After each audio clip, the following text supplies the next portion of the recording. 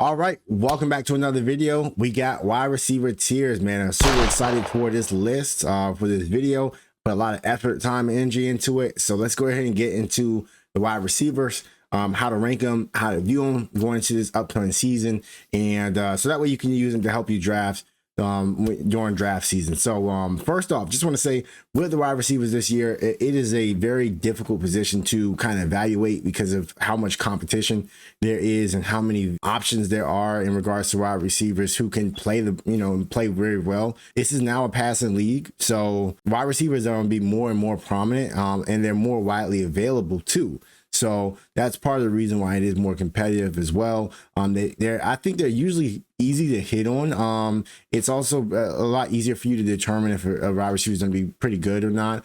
Sometimes it just depends though in regards to the situation. In regards to wide receivers, also they are the most streamable position. So you can pick up some valuable wide receivers throughout the season as things go on. Along with other positions, but with receivers, you can kind of pick up some guys here and there. So even if you do miss in the draft for whatever reason, you can still recover throughout the season as well. So in this tier list, we're going to be breaking down, these tiers are based off of just my personal opinion of the 2025 projected season that we're going to go into. This is where I think they're going to probably end up at the end of the season. So this is just my personal opinion. This is not in numerical order. Okay. So this is not like this person number one, number two. It's just, I got everybody in the category. Hey, they're all in the same tier. I kind of look at these guys all the same. There's no set number of tiers. So this is however many tiers I think it makes sense. Whenever I feel like there's a tier break, I just separate it. There are a few exceptions to some of these guys as well. So as we progress and as we talk about them, I'll bring them up and kind of let you know what it is. After this, we'll do the running back tiers. And then from that point, we're going to be hitting it off with draft strategies, because draft season is either here or right around the corner, depending on what time you guys draft in your leagues. We're going to go into draft strategies and how to break that down. So without further ado, let's get into the list. All right. First off, tier number one. So these are like the superstars. These are the guys that I feel like you can't really miss on. Those are the guys who really could be game changers for you. And that is starting off with Jamar Chase. Not really much to say here. Kind of a no-brainer in that tier one. He's going to be consistent. Burrow's going to get him the ball. No problems there. Second, I got Justin Jefferson in this list as well. Again, another top caliber wide receiver. Not really a bunch of question marks. In my opinion, I don't really care who's throwing to Justin Jefferson. He's going to be Justin Jefferson. It is what it is. He's going to be able to produce. And so with that being the case, I got him here in the tier one. All right. Next, we got CeeDee Lamb. CeeDee Lamb. Last year, the Cowboys experienced some injuries, both from CeeDee Lamb's perspective and also Dak's perspective as well. They did also get George Pickens in addition. I don't think that George Pickens is a great receiver, but I just don't think he's going to affect CeeDee in a way where he's gonna see a dip in CeeDee Lamb. He's still gonna be CeeDee Lamb. If anything, he might actually benefit CeeDee Lamb from him being there, because now you have another presence there that can be a decoy or a distraction, or just somebody else that defensive has to kind of game plan for, and that could open some things up for CeeDee in a way that we haven't really seen in regards to CeeDee's career so far, because since he's came in, CeeDee has been the guy.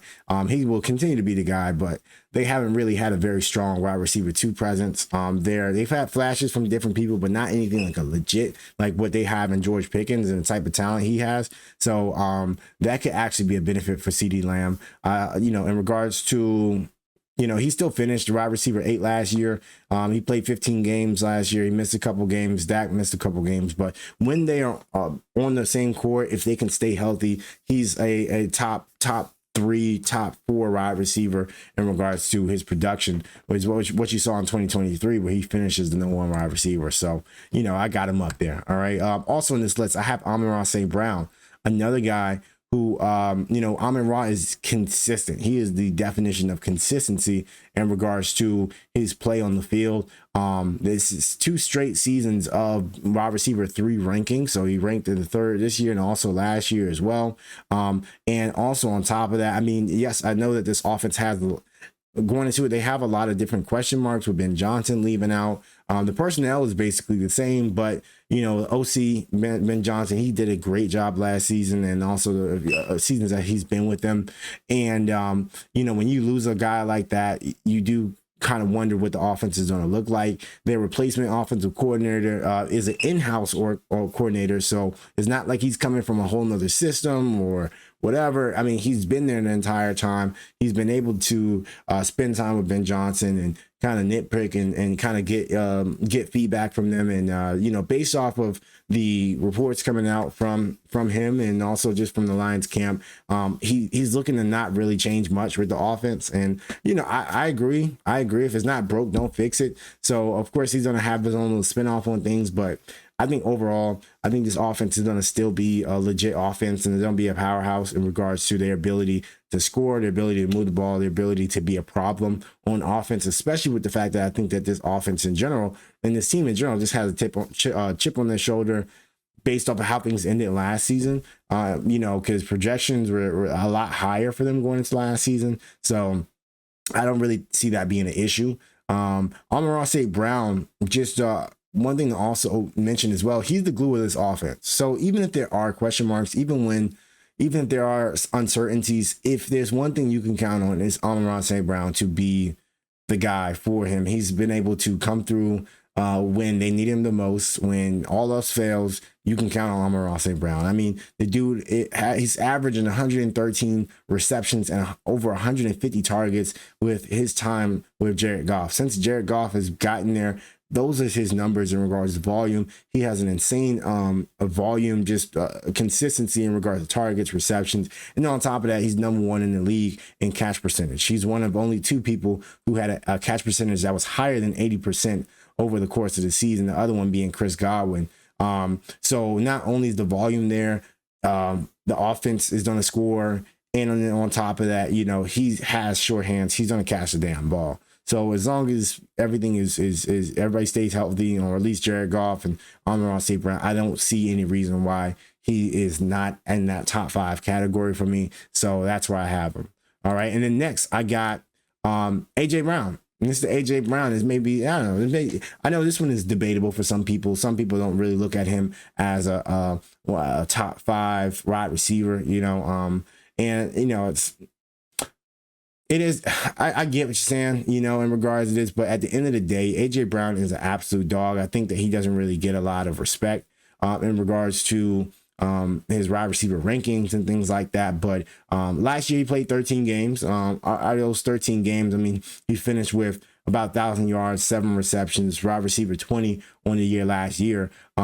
But if he had, if he was able to stay healthy, he was on pace to have about 1,400 yards and about 10 TDs, which would have put him in the top 3 in receiving. So when he was on the field and he plays, he's been able to be an elite talent. This is nothing new in regards to the league. And, in regards to last year, he had 11.1 yards per target, which was 3rd in the NFL. So, big plays are nothing new to AJ Brown. Deep balls are nothing new to AJ Brown. That's what he does. That's what he's great at. That's what Jalen Hurts. They have that connection. He knows he could throw that ball up to AJ, and he has trust that he's gonna come down with it, even in double coverage or a tight situation. So, that's been able to serve him well over the few years that he's been with Philly so far.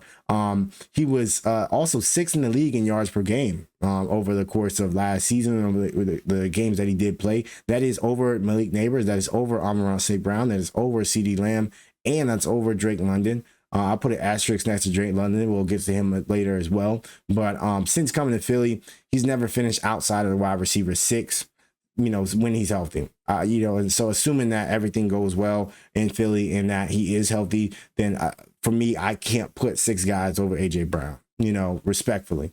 I know this season going into it, another thing is, okay, well, things look differently with Saquon here. And that is true. Since Saquon has gotten to the Eagles, the offense has now revolved around Saquon, and rightfully so. But I know as in regards to going into the season, there are some, I don't know, it's like a plague, there's a man curse and all that crap going around Saquon. And, and maybe you're looking at saying, okay, well, how long is he going to be able to keep this up? How long is there going to be a regression? Is he going to get injured at some point? Whatever the case may be. If there is a regression, if there is an injury even to happen, AJ Brown is going to be the biggest beneficiary from that situation. And so, I think that just serves to play in his favor a little bit more from a fantasy perspective. So that's why I have him ranked where I do. Okay. So that is the first tier break for me. All right. So that's the first tier. Now we're going to move over to the second tier that we have. These are top end wide receiver ones. Who I think have potential to all finish still potentially in the top 5. And that is, we're going to start off with Brian Thomas Jr. Playing with the Jaguars, had a phenomenal season last year as his rookie season. He finished 7th in the league in touchdowns last year. He's one of 8 players to score 10 touchdowns or more in regards to the receivers. He was 9th in target share, and also he was 4th in wide receivers last year, with Trevor Lawrence only playing 9 games. So, of course, we would love to see Trevor Lawrence play a full season. I think that he does play more than 9 games this year. And with that being the case, him doubling down, having another offseason with Trevor Lawrence, another year for them to be able to build that connection. I think that will serve well for Brian Thomas Jr. I think that this is clearly his team. He came in to show the league that he is legit, and he's just as talented as Malik Neighbors, if not more talented.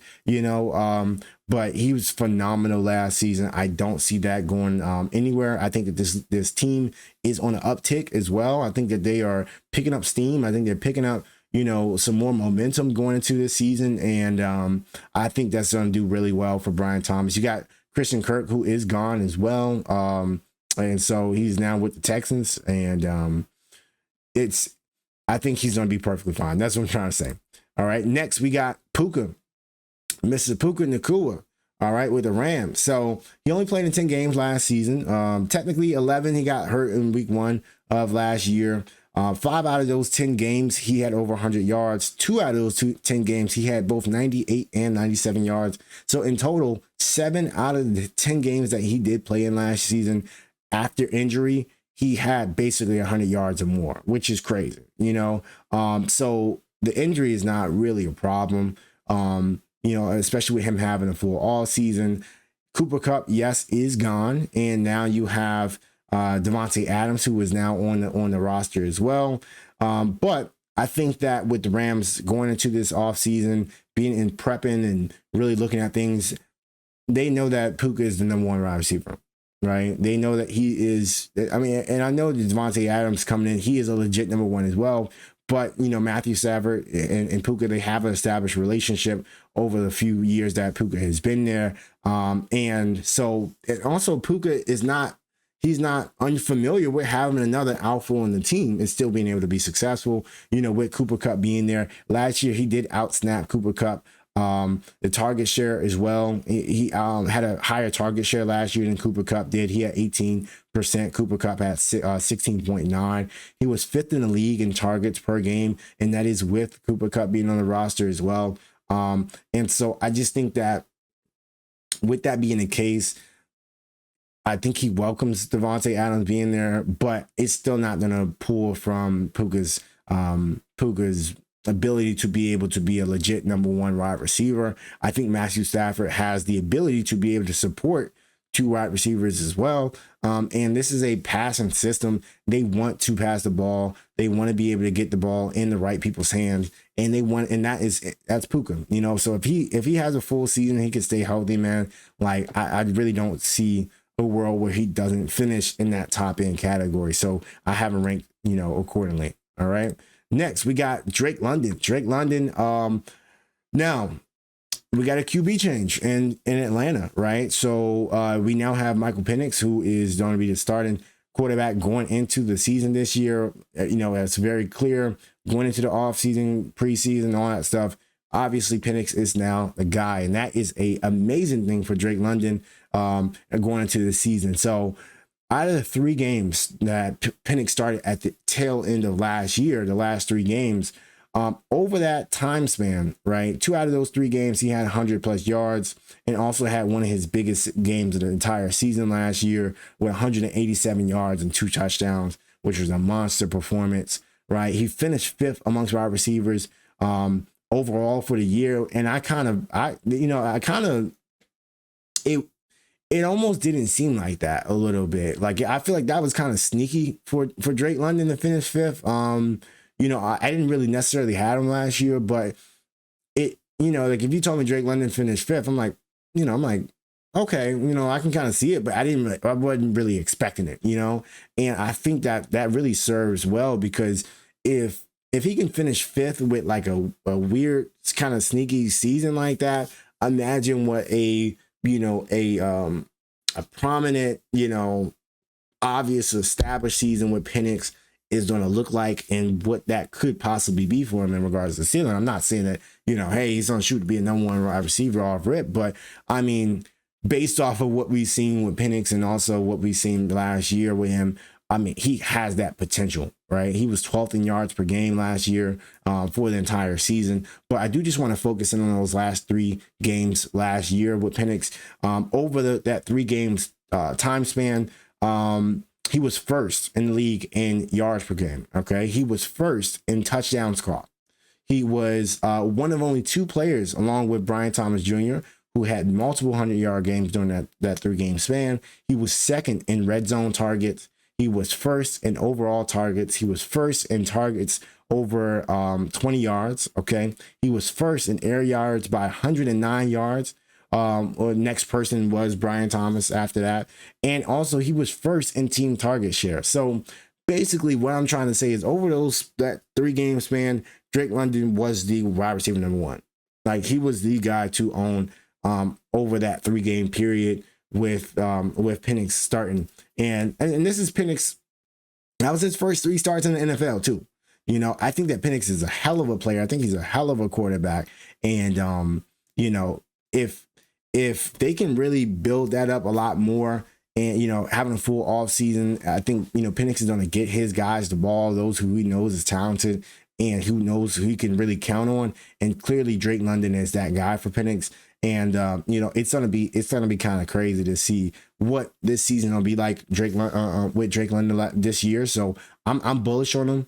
Also on top of that, they didn't really bring in a lot of major wide receiver help over the off season. So it's the same crew, it's the same team, and everybody knows their roles. So I think that's going to serve Drake London really well. And I would be putting a lot of stock in Drake London this year, barring that everything goes everything goes smooth from a health perspective. Okay. All right. And then last person I got in this tier is Malik Neighbors. Mr. Malik Neighbors, man. Can't forget about him. Yes, we do have another QB change here, and now he is transitioning from having Daniel Jones to Russell Wilson, which,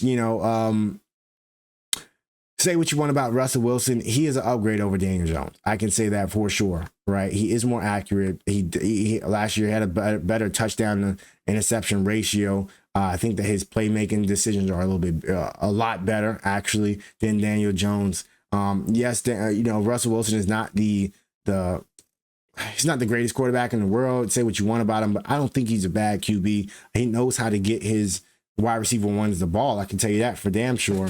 And with that being the case, that is a good thing for Malik Neighbors. Whenever you have a better quarterback coming in here, you being able to build an offseason with him, then I think that's going to be an amazing thing for him. And also, this is one more thing with Malik Neighbors that a stat that I looked into. So over the past 10 years, there's only been 6 players who have finished in the top 6 in fantasy in their rookie seasons. Okay, so over the 10-year span, these are the 6. 2 of them, which was this year, Malik Neighbors, and also Brian Thomas Jr. All right. You had Puka back in 2023. You had Jamar Chase back in 2021. You had Justin Jefferson back in 2020, and then you had Odell Beckham Jr. back in 2014. So that is a elite group of individuals to be around. That's an elite group of people to kind of be in the same category of. And so the fact that he had a monster, rookie season, basically what I'm trying to say is, say what you want about Malik Neighbors, say what you want about the question marks regarding the Giants and whatever they're doing. But you want to have some investment in Malik Neighbors because sooner or later, he's on break, bro. He's on break sooner or later. And, he had a great season last year. I don't see why he can't have another great season going into this season as well. And, he's somebody that you definitely want to buy in on. He's the clear number one wide receiver in this offense. He has elite target share numbers, elite, attention on him. There's no other real weapons on this offense. And the only thing I will say, though, in regards to this is with the QB situation in New York, it is kind of up in the air. It's a lot going on with Dart and Russell Wilson and Jameis Winston. It's just, I don't know. I don't really know what's going on there. And that kind of gives me a little bit more caution, but regardless, Malik Nabers is still the guy. All right. So now we have our next tier break. Okay. And we got 3 people in this tier that coming up. So one, we got Nico Collins. Me putting him in this tier has nothing to do with his actual talent per se. This has everything to do with his injury history. This is the biggest thing for me. Over the past 4 seasons that he's been in the league, he's never played more than 15 games in either one of those 4 seasons. That is a bit concerning. Last season, he only played 12 games. Season before that, he had 15 games.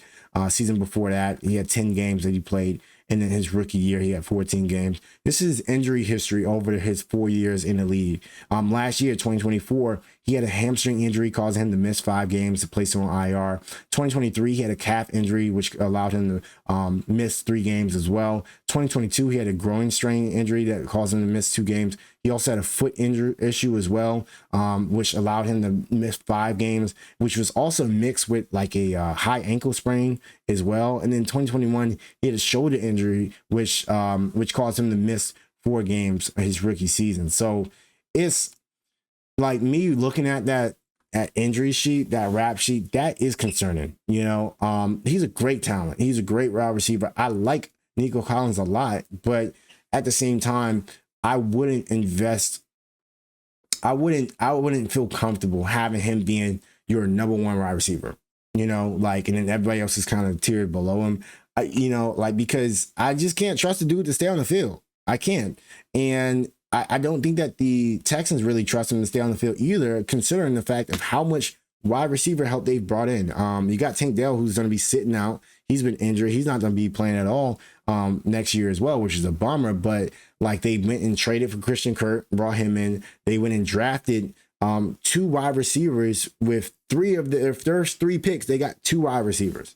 So in the second round, they went out and got Jaden Higgins. And then the third, they doubled down and went and got Jalen Noel. So, I mean, from a coaching's perspective, or at least from an organizational standpoint, I don't really think they can trust Nico. And apparently they want to be able to, they don't need to pass the ball in regards to the type of offense they're going to run. And they need to make sure that our wide receiving core can be successful regardless. And I think that's why they bring in, the guys that they did. Also, they still have Xavier Hutchinson, who I like a lot. They still got John Mechie, who I like a lot as well. I think that those are great receivers. So there's a lot going on in this receiver room now.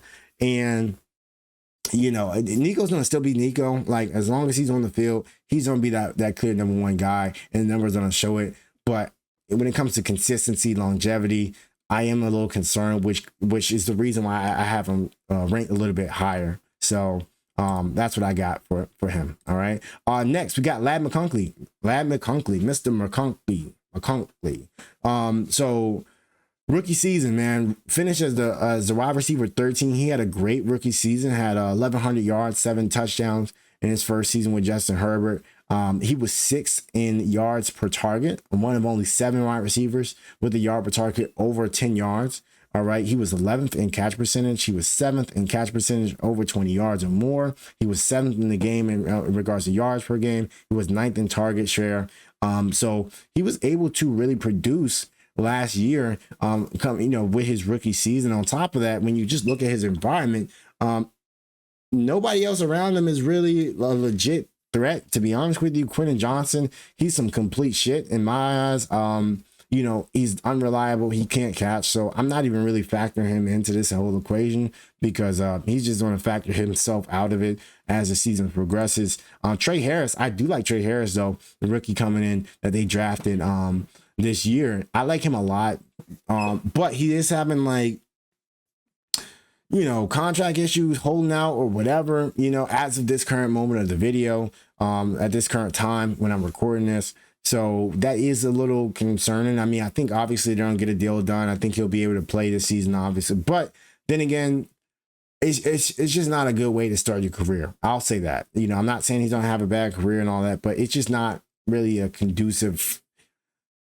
not conducive for success, especially from an organization standpoint and team standpoint. So I think that he overall will be fine, but it's just, I don't like hearing the fact that they're not seeing eye to eye to start his career off as a rookie. So, but talent wise, I do like Trey Harris though. So we'll see what comes of that. And so, I mean, even when, let's just say Trey Harris does come in and he's, back on the field and all that crap, he's an outside receiver. Ladd is a slot guy. He spent 70% of his time lined up in the slot, which was, I think that was the ninth highest in the league. So he is a true slot receiver. They can both coexist and be successful. Again, not factoring in Quentin Johnson. But this offseason, everybody knows that Ladd is his guy. I think he's a safe option. I think he's a great option to have. So that's where I have him. I have him in that same tier. Okay. And then also, last person I have in this tier is the one, the only Mr. Marvin Harrison. All right. So Marvin Harrison, I like him a lot. I'm a Marvin Harrison I'm a little bit more bullish on Marvin Harrison, but I can see if you are not. I think there's a lot of hype coming from Marvin Harrison, given the year that he had last year and where he was projected to go in fantasy. I know last year in fantasy, he had like the highest projected ADP from any rookie ever. And, he's an elite level talent. Last year, he finished as the wide receiver 30. He had 800 yards, eight touchdowns as well. So he came off some year one struggles for sure. A lot of it had to do with the connection between him and Kyler Murray. They weren't really seeing eye to eye. They weren't really on the same page. And that was very obvious just looking at the film, looking at the games and things like that. He had the third highest contested target percentage. He had the fifth highest tight coverage percentage. Out of 35 wide receivers last year with over 100 targets, Marvin ranked second. He had the second lowest catch percentage over that time span. Well, I mean, he only had 3 drops as well, and 69% of his balls were, Jesus Christ, 69% of his targets were catchable. So, which was 61st out of 89 receivers. So he was on that bottom end of receivers when it came to just accuracy and being able to have good targets. So they just weren't really on the same page. That's clear. It shows in the numbers. It shows in the film. I think that the positive thing for Marvin Harrison is that the team, when I say the team, the organization, the coaches, they want to get Marvin Harrison involved. They want to have him be that legit wide receiver one. They want him to be in that Malik Neighbors, that Brian Thomas, that kind of, that category, that Jamar Chase, he is that, has that type of talent, and he showed flashes of that last season. So I think that is in the cards for him. It really just doesn't depend on what type of page him and Kyler Murray are on. That's a big thing, and also just his development with him getting into that second year leap. So that's a big thing for him. He did bulk up a lot. I know you've been seeing that, or that's been going around as of lately over the offseason in regards to his bulk from year 1 to year 2. And I think that now, with his first year, his kind of seeing, okay, all right, this is how teams are going to play me. Again, like I said, he had the third highest contested target rate. He had the 5th highest tight coverage rate. So defenses were playing this guy as if he was, if he was a Jamar Chase, if he was, so they really did not give him no slack last year. And I think Marv, he kind of took that and was like, you know what? All right, bet. This how y'all want to play? This how we don't do it? All right, I got you. Right. And that kind of leads to his bulk over the offseason, and it shows. So I think that the year 2 leap, that is a legit thing. At first I was like, okay, I'm like, okay, well, year 2 leap. I did a little bit more research on that. And so historically, there has been a 80% chance that wide receivers drafted within the top 10 in regards to the NFL draft over the past 15 years will significantly increase in production from years 1 to year 2. So it's an 80% hit rate in regards to their performance improving from year 1 to year 2. I think that Marvin Harrison is going to be in that 80%. I think that he is going to make that jump from year 1 to year 2. And, you know, with that being the case, I still like Marvin Harrison. So I have him ranked in that tier. All right. All right, now let's move on to the tier 4, the fourth tier that we got. We got Tyreek Hill. Not really much to say about Tyreek Hill. He's still an elite level talent. Everybody knows that, but I just don't trust Tua. I would just honestly rather be out of this whole situation. I don't think that Tua stays healthy the entire season. I mean, hopefully he does. Hopefully he does, because that's where we really see the best out of the Dolphins and just in general for Tua's health. I don't want to see anything more severe coming out of that situation. But with Tyreek Hill, he is a huge wild card going into this season, which is why I have him ranked so low. Next, I got Jackson Smith and Jigba with the Seahawks. Now he does have Cooper Kupp on the team. DK Metcalf and Tyler Lockett are both out. With them both being out, that frees up about 182 targets and almost 1,600 yards that are now on the table. All right. Cooper Kupp last year, he had 100 targets and 700 yards last season. Yes, Coop did not play the full season last year, and that is also something to note in regards to Cooper Kupp's end. But and then they also brought in a 5th rounder, which was Torrey Horton, and a 7th rounder as well, Ricky White. Two good receivers, but at the end of the day, we know that, all right, Jackson Smith and Jigba is the guy. He is the true number 1 wide receiver now that DK and both Tyler Lockett are gone. They do have a QB change as well. Geno is now out and Sam Darnold is now in. I think that regardless, though, they are going to still make passing a big emphasis in regards to this offense and how they're going to run it. I think that, you know, Sam Darnold, you could have some question marks around him and say, okay, well, is he actually really good, or was last season just a byproduct of the Viking system, you know? And who knows? Who knows, to be honest with you. That was the best that we've seen from him last season. And we'll find out. We'll find out, you know? So I think that also the Seahawks system, they don't pass the ball. It was like that with Russ. It was like that with Geno. I think it's going to stay like that, even with Sam Darnold.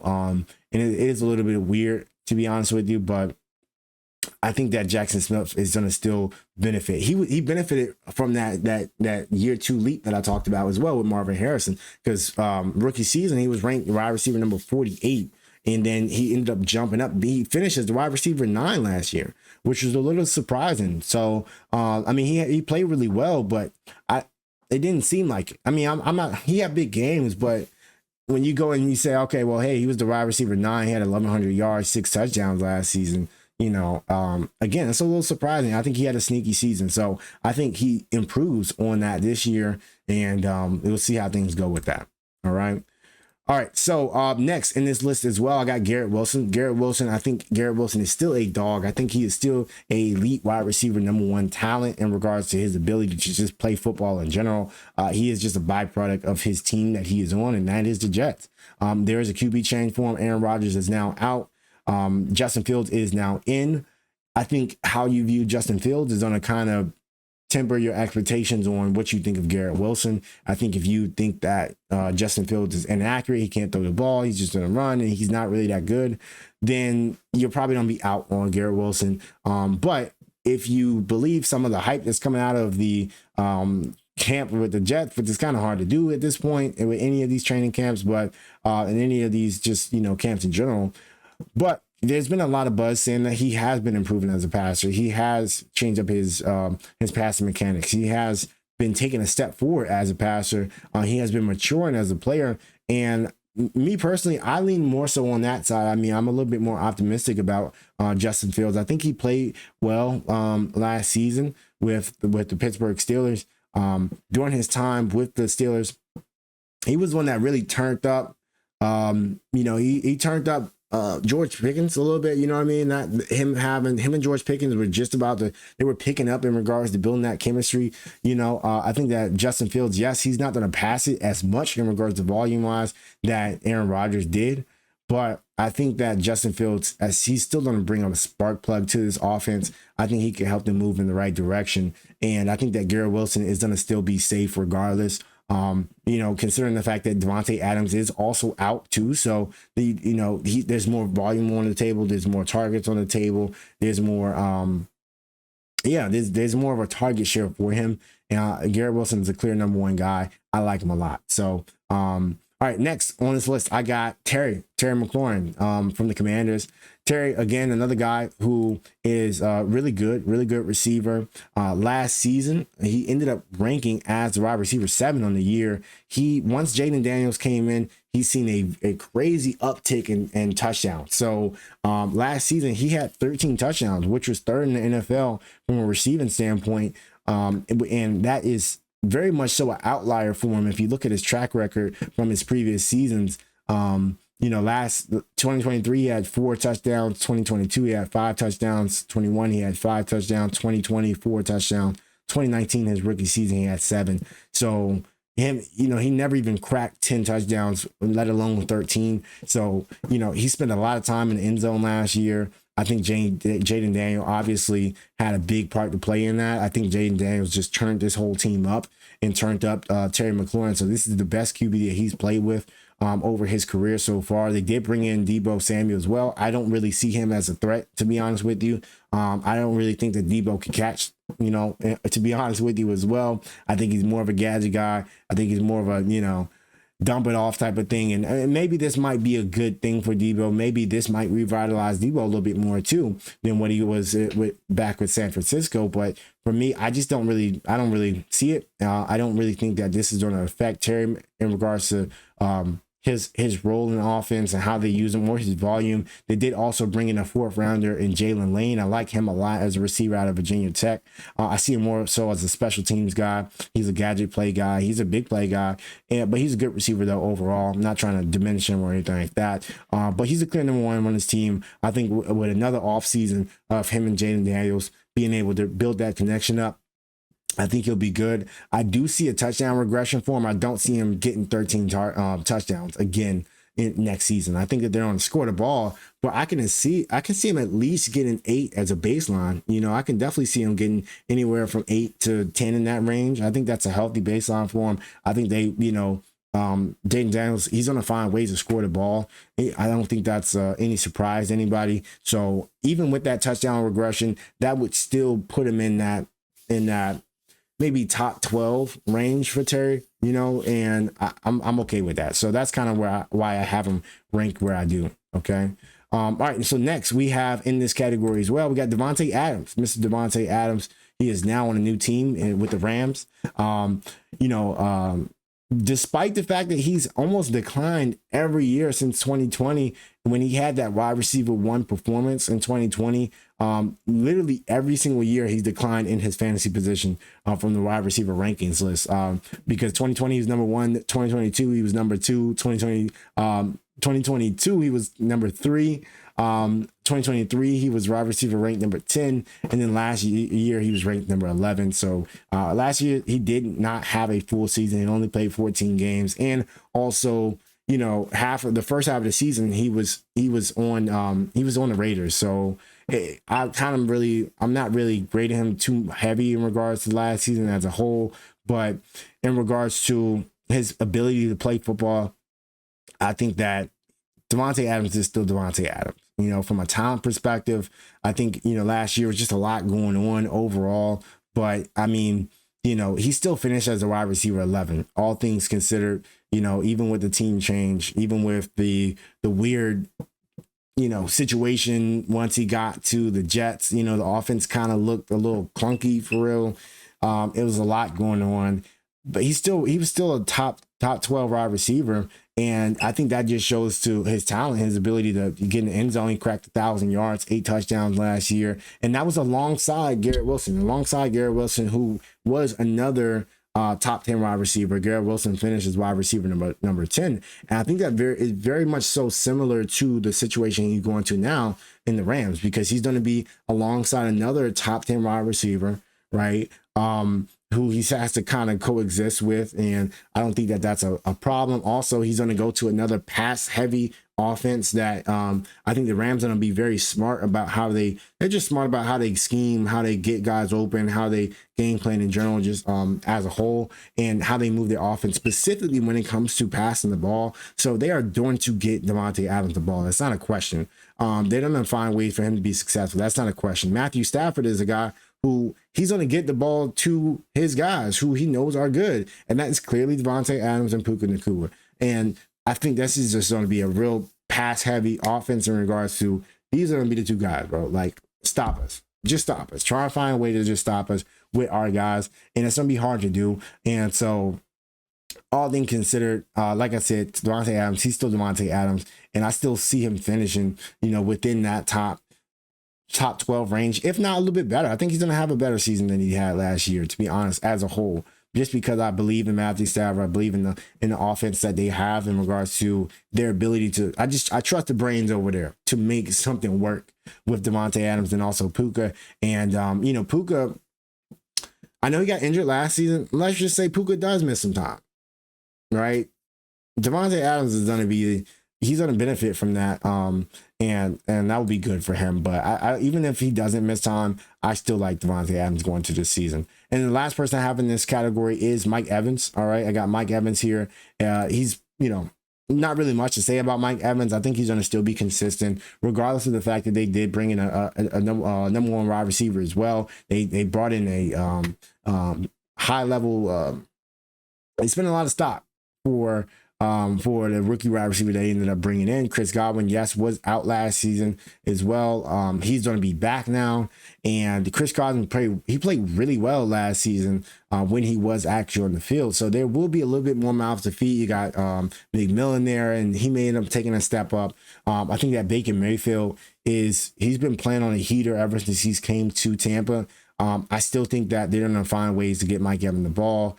And, when in doubt, you can count on Mike Evans to get 1,000 yards. I don't know. He does it. I don't know. He does it every year. I don't know how. I don't know. Like he is very consistent at that. So I'm not going to challenge his consistency. I'm going to just ride with this wave. And, I have him ranked accordingly. Okay. So the next couple guys, I'm going to try and get through them as fast as I can. So that way I'm not talking for another 2 hours, but we got Devontae Adams in this tier as well. Really, really solid. No more. He's a third option on this team. You got Saquon, you got AJ Dennis, Devontae Adams, and again, he's another guy who's very consistent. I really don't think that you need to kind of question what he's going to bring to the table. I think everybody knows what he's going to bring to the table. If Saquon was to get injured or something like that, again, the passers on this team are going to benefit in AJ Brown and Devontae Smith. So I'm just going to kind of put that where it is, and that's where I have him here in this tier. Next, we got DJ Moore. DJ Moore, another good receiver. In regards to last season, he ranked, he's a wide receiver 16 on the year last year. He had 966 yards, so just shy of 1,000 yards, had 6 touchdowns. I do like the weapons, though, that they brought in. I like the weapons that they have in Chicago. I think that Caleb Williams will take a step up from his rookie season last year. I think he's going to play a lot better. I think he's going to maybe be able to read the offense, the defense a little bit better as well.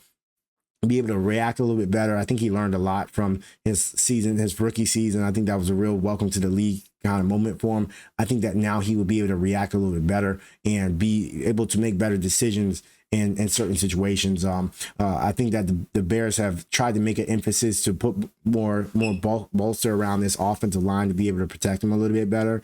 But they did bring in Luther Burton III, who I like a lot. That was one of my favorite receivers coming out of the draft last year, and they got him. And then also they brought in Colston Loveland, who was a top-rated tight end as well, who he's a great pass catcher tight end. He has that yard after catch ability, and he can fit really well in this offense. And then you also have Rome, who's there, and I think he's going to experience that year 2 step up that I mentioned earlier. And so I like those options. I guess depending on how much you like those guys kind of gives you a picture of what you think about DJ Moore. But because I like him, because I like the system a lot more, I think that, the ball's going to get spread out a lot more as well. That's why I have DJ Moore ranked where I do. So again, still a great talent, but I just think that they have a lot going on. I think some of these other guys will make more of a presence in the offense that is gonna pull from somewhere. These targets gotta come from somewhere, and he's still gonna score, but I'm not crazy high on him, me personally. All right. Next, we got Courtland Sutton. With the Broncos. Now he's going to be doubling down with Bo Nix again. Bo Nix, I like him as a quarterback. I think that this team as a whole has just been stepping up, and I think they're going to be on the uptick coming into this upcoming season. And so them improving on that relationship. He was a wide receiver 15 last year. I think he's going to actually have a better season than he did last year. I think that Bo Nix is getting a lot more comfortable in this offense in regards to Sean Payton's offense and how he wants to run it. Yes, we know it's a very demanding system that Sean Payton has. It does take a minute to kind of really fully learn it. I think Bo Nix has been taking it on the chin and being a student of that. And I think it's just going to benefit in regards to Courtland Sutton. So I'm not saying he's gonna have a monster season, but I think he's a solid option going to next season. All right. Next in this tier as well, we got Jameson Williams. Jameson Williams. I am so happy to see that Jameson Williams played well last season. I was somebody that doubled down on him his rookie year and also his second year and didn't really pan out a lot. You know, in regard, I know rookie season he didn't really play a lot. He had a lot going on with the injury, but he finally started to come into his own last season, and he really started to be a problem in certain games. Like, he was a spark plug for this team, and so he had the best season yet last year. Last year, he finished as the wide receiver 22 on the year. And this offense does need a guy like J-Mo. I mean, like him and Jamar Gibbs, they're the spark plugs for this team. Amon-Ra, he's the glue, but Jameson and also Jamar Gibbs, they're the spark, right? They keep things going. We'll see what happens with the tight end. You know, I know he really didn't have a repeat season of his rookie year. If he does bounce back and have a good season, then that could affect some target share a little bit. Well, it not could, but it will shake some stuff up if he's able to come back around and really produce like his rookie season. But I think with Jameson Williams, I think that this team does have a chip on their shoulder, considering the fact that how everything ended last season. I don't really, like I mentioned with Amon-Ra, I don't really think that the OC change is going to be a big impact. I think they're going to still be a legit problem. And, you know, they're going to score the ball. And I think that more of that scoring volume is going to come from Jameson Williams. I think that their running game, Jamar Gibbs, Montgomery, Jamar Gibbs, he's going to be Jamar Gibbs. I'm not worried about him. I think Montgomery may end up taking a step back a little bit in regards to his touchdown. I think you're going to see a touchdown regression from Montgomery, which I think either could be more of a benefit for Gibbs, or, you know, maybe they pass the ball a little bit more than what they did last season. But regardless, I think that Jameson Williams is still a good buy to have. And the last person I have in this tier is T. Higgins. Okay, T. Higgins.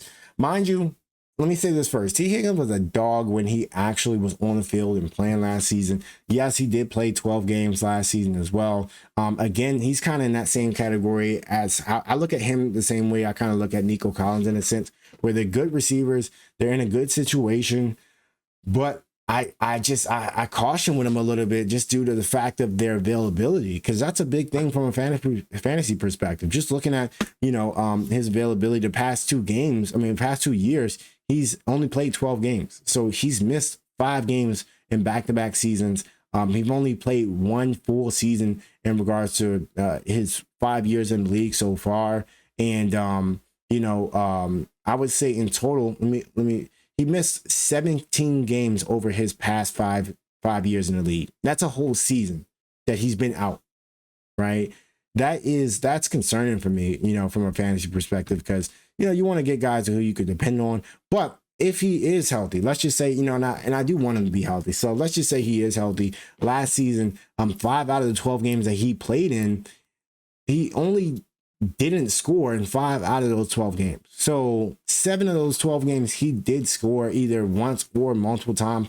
And he had a monster performance on those in regards to those games. So he's a stud when he's on the field. But again, I'm just a little concerned about his availability. So, okay. So next tier I got is DK Metcalf. DK Metcalf, I got about 5 guys in this tier right here. DK Metcalf, I think that he's a great talent, but the situation with the Steelers right now, there's a lot going on. Arthur Smith is the OC with the Steelers. That concerns me a bit, to be honest with you.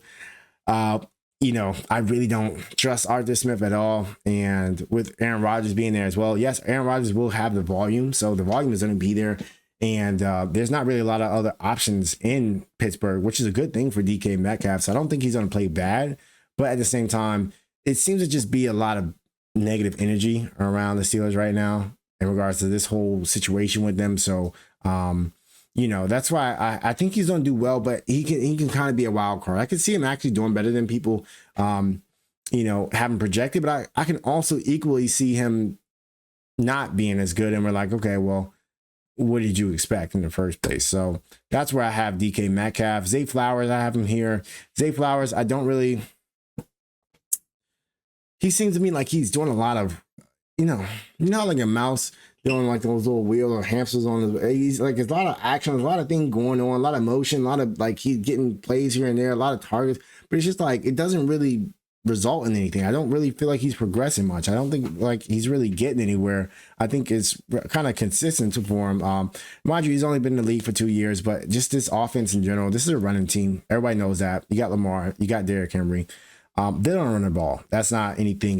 That's not anything new. Also, I have George Pickens in this group as well. George Pickens now with the Dallas Cowboys. I think he's gonna have his best season yet with the Cowboys. To be honest with you, just due to the fact that Dak, I think, is the best receiver or best quarterback that has been thrown to him. And in regards to his time, Dak is more, as long as he can stay healthy. Of course, I know he didn't have a full season last season, but I think that he'll be able to have a better season this year than he did last year.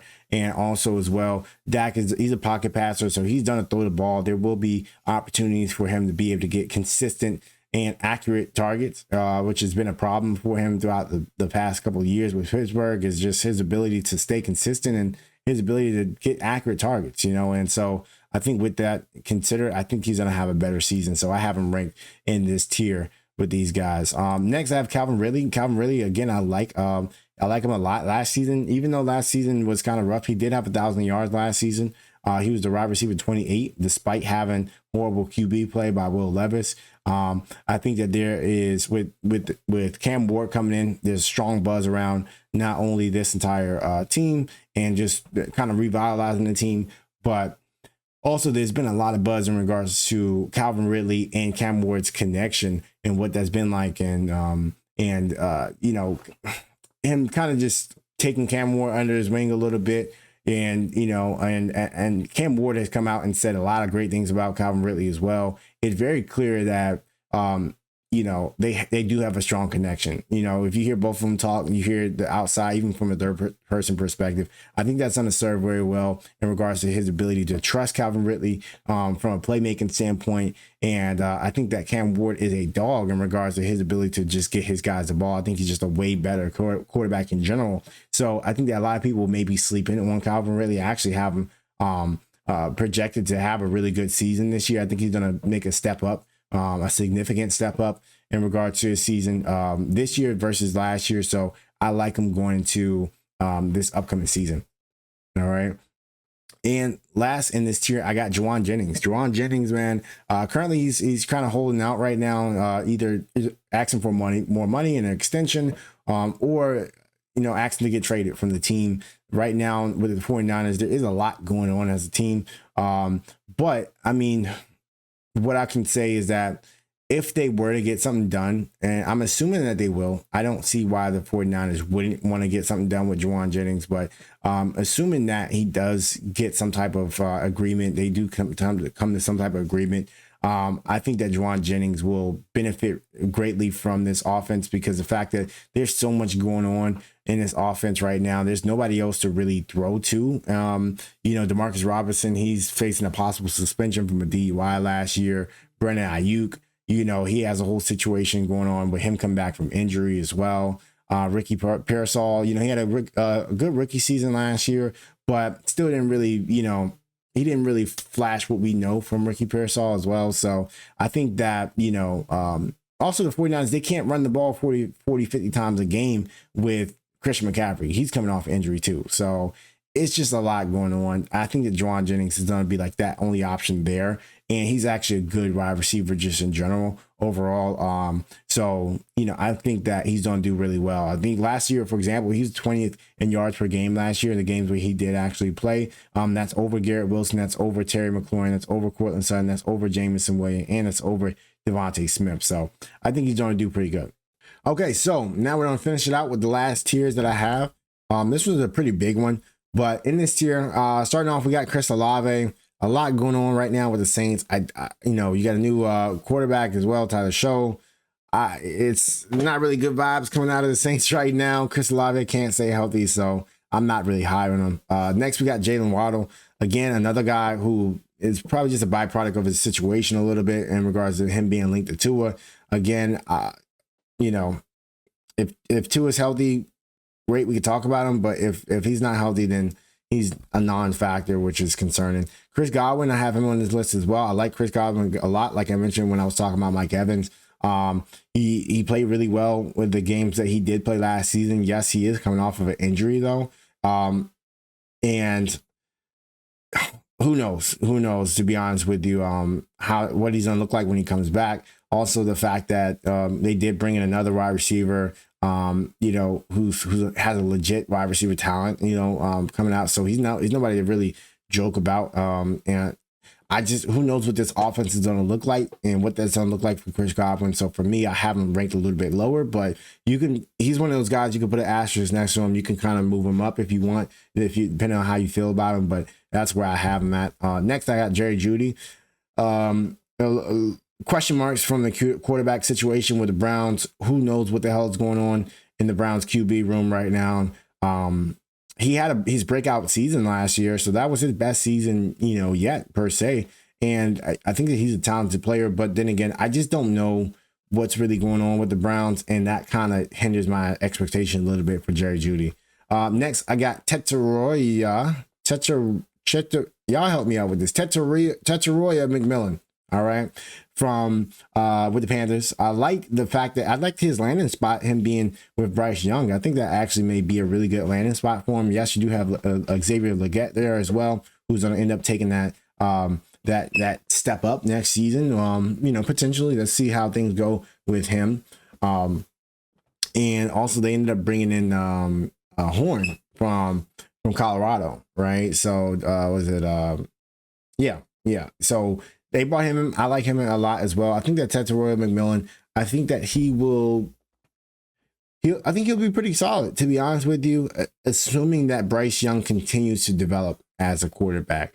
You know, we'll see, like, if going into this season is he going to be a wide receiver one, or is Legette going to be the wide receiver one, or like, how is this really going to look? I think they may just play it by, hey, whoever has the hot hand, we're going to ride with the hot hand. I think that's kind of how they're looking at it, which I'm not mad at, but I think that he's a good receiver, and we'll see what comes out of it, but I don't have him ranked too high, you know, on the list. Next, I do have Travis Hunter though. A lot of people do have Travis Hunter ranked lower than McMillan in regards to this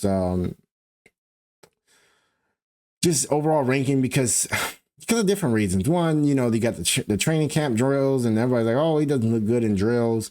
And then on top of that, too, there is the question mark in regards to him playing on both sides of the field, and what is that going to look like from a snap percentage standpoint, which is a legit argument. In regards to the drills, I don't really pay that too much attention, to be honest with you. I think Travis Hunter is just one of those. He's a football player. He's a football player, bro. Like, the drills and all, like, they're cool and everything. Like, all right, yeah. But when the game starts and that whistle blows, that is when you see the best out of Travis Hunter. When those big moments, like, he has that X factor ability. He was a Heisman winner for a reason. He put up elite wide receiver numbers in college, so it's not like he can't play wide receiver.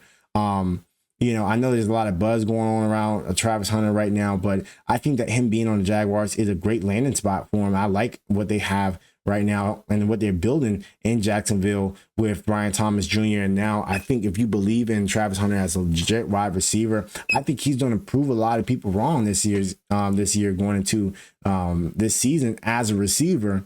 I think that with the Jags, I think they came out and said that they want to use him primarily as a receiver first, then, you know, DB second. So that's good. So at least we know that majority of his snaps are going to be on the offensive side of the ball, which I think is good for Travis Hunter overall in general. So, you know, we'll kind of see, but I like him. I think that he has that X factor. He has that it factor that you can't really, it's not going to show up on a stat sheet. If you're looking at drills, you're not going to see it. You're only going to see it when the game starts, you know, when the big plays and that makes a huge difference for a team. And I think they'll be able to depend on him on the offensive side of the ball, him and Brian Thomas. So I like him a lot going into this season. I don't mind taking a flyer on him and seeing how things go. It just depends on what your risk level is like, what your challenge level is like. I'm more of a bullish guy on rookies just in general. So that's where I have him ranked. All right, next we got Cooper Kupp with the Seahawks as well. Again, great receiver. Little concerning, seeming as though he didn't really have a full season last season, coming off of some injuries. But I think that Cooper Kupp is still Cooper Kupp. I think he's going to be a great addition to the Seahawks. We'll see what that looks like. It's going to be a new team, new system, and also new QB form. So it's a lot of new going on. And who knows? He's kind of a wild card, to be honest with you. But Cooper Kupp is usually a consistent option for you to have as a wide receiver. His play does not really depend a lot on, it doesn't depend on a lot of great athleticism as well. And so he knows how to get open, bro. He knows how to run routes. And it doesn't matter what team you on. It don't matter what scheme you on. If you know how to get open, you know how to run routes, you have good hands, you are reliable, you are smart as a QB, as a wide receiver, you know what the QB is thinking, and you're able to be in the right spots at the right moments, then that's going to serve well as a receiver. And I think Cooper Kupp has that. And I'm excited to see what he can bring to the table. Again, he's somebody who do you want to take a flyer risk on him, or how do you feel about him? Me personally, I guess the rankings kind of tell how I feel about him. So that's where I'm at with Coop. All right. Next, I have Rome Odunze. Again, with the Bears, good receiver. I'm looking for him to take a step forward this season than he did last season. I think he had a pretty good season last year overall, all things considered. Again, a lot going on. Same argument with DJ Moore. A lot going on from an offensive side of the ball, but I think that Rome might end up actually taking a step up and being more of the number one on this team. I think that's a bold take, but I like Rome Odunze more than I like DJ Moore. I think that I already know I'm going to get a little bit of pushback on that, but hey, it is what it is. It just depends on how you feel about him. I think Rome has shown the ability to be able to take over some games and really be a problem. Him and also Jackson Smith and Jigba as well. Both of those guys are kind of looking at them similarly. I think that Rome has that type of talent in them, and it just depends on how things go with the Bears, because at the end of the day, it is the Bears, and somehow, some way, they just find ways to, I don't know, look good preseason, look good on paper, and then start the season, you're like, oh, it's the Bears, so we'll see what happens with him. And then last person I have in this tier is Xavier Worthy. All right, Xavier Worthy, he played really well last year in the Super Bowl. Had a pretty big game, even though overall as a team they did not perform well overall as a team. But he had a big game, and those Super Bowl games, those big games, those big moments, if you're able to come through and really show that you are dependable, you are reliable, those serve well for your ability for a QB to trust you as a receiver over the course of the next season, going to the next season. And we've seen that a lot from some players who ended out the season good, and then next season you end up seeing like the fruit from that labor that they ended up putting in. And I think that Xavier Worthy, coming off a rookie season, he's gonna be able to develop a little bit more. Right, he has more of a relationship now with Patrick Mahomes going to the off season. He has a little bit more of an idea of, okay, this is what the game speed is like here in the NFL. This is what I can expect from them in regards to how they're covering me and things like that. So I think he's going to develop as a player first and foremost. And then a big reason why I do have him ranked where I do is just because of the whole Rashee Rice situation. As of this current recording of the video, Rashee Rice did end up getting a verdict from the he got a verdict saying that, hey, he's going to serve on probation for 5 years. He has to spend 30 days in jail. So they don't really make it very clear on when that jail time is mandatory, but he has to serve it within this 5-year period. So that's kind of weird. And then also on top of that, the NFL, they still have to come up with a determination on what the suspension is going to look like for Rashee Rice. So all things considered, I think that there's a good chance that maybe Rashee Rice ends up missing. I think he'll probably end up missing anywhere between 6 to at most 8 weeks. I don't think he's gonna miss more than 8 weeks, but that's still half the season. You know, like that's 1/4 to half the season that you're not there. And Rashee Rice is a great player. He's a great talent. I had him ranked a lot higher on this tier list prior to this information coming out, but now this is out, you know, you got to tier them a little bit differently. And during that time, now that buffs up Xavier Worthy for me, because you know they don't pass the ball. You know, they have to get this ball out, and you know Patrick Mahomes has done it fine. And with Travis Kelce, you know, he's getting older. We saw a little bit about that last season in the first half of the season. Yes, he kind of woke up during the second half of the year, but he is taking a step back. And I think that Xavier Worthy is going to need to step up in this offense. Obviously, you know, Patrick Mahomes, he's going to make something work regardless. He's going to make it work regardless. But I just think that that it's going to funnel a lot more attention, a lot more targets to Xavier Worthy's way, a lot more time in the end zone for Xavier Worthy. So that's why I have him. I buffed him up after that. So that's my tier list, man. Those are my top 40. I don't even know if there's really 40 people on this list, to be honest with you, but those are my receivers. That's how I think that you should kind of look at them or can grade them over the course of the draft that's going to be coming up. Hopefully this helps you out. And let me know what your thoughts are, what you think about these tiers as well. Agree, disagree, and let me know what you're thinking, man, because I love getting feedback from you guys. So appreciate it. I'll see you guys in the next one.